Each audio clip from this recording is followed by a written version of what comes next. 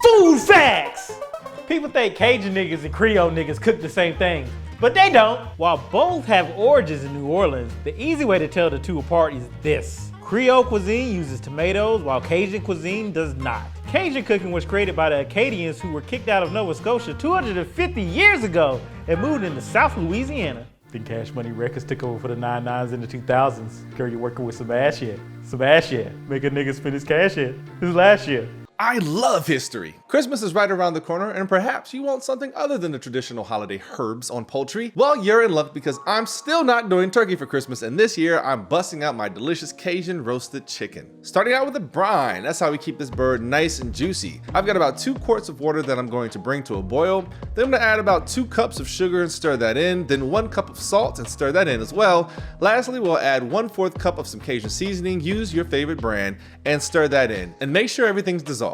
Pull the brine off the heat and into another container. I'm using this Brine bucket junior, and as you can see, I still haven't mastered the art of pouring things unless it includes alcohol. Now we can rough dice up a few items. Feel free to add anything you like because the purpose of the brine is to bring moisture and flavor into the meat.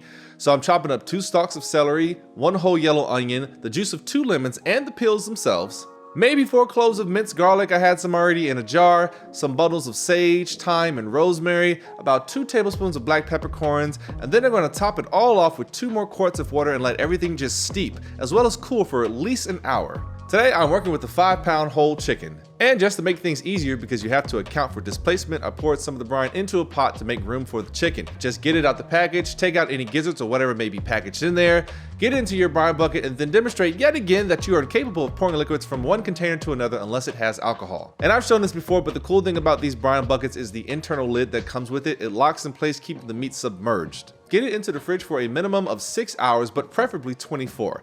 And clean up that mess. I know you spilled some too, right? After our brining period was up, get your chicken out and pat the skin as dry as possible. The drier the skin, the crispier it'll get. And if you have time, throw it in the fridge uncovered for a little bit just so it can air dry and get even crispier. Give the skin a good coating of cooking spray and then apply your favorite Cajun seasoning. I'm using this Cattleman's Cajun Fusion rub. Make sure you give everywhere a good coating of rub too, under the wings, legs, hell, even inside.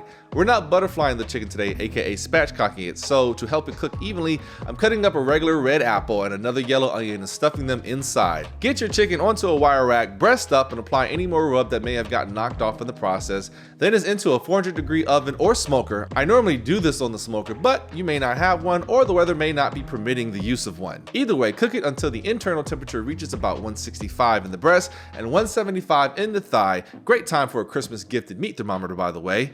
Let it rest for about 15 minutes and then it's time to carve and serve. There you have it, a wonderful Cajun chicken that goes really well with the dirty rice video that I just did. So go check that out and have yourself an amazing Cajun Christmas, and I hope you and your loved ones enjoy Cash Money taking over for the 99 2000 as well.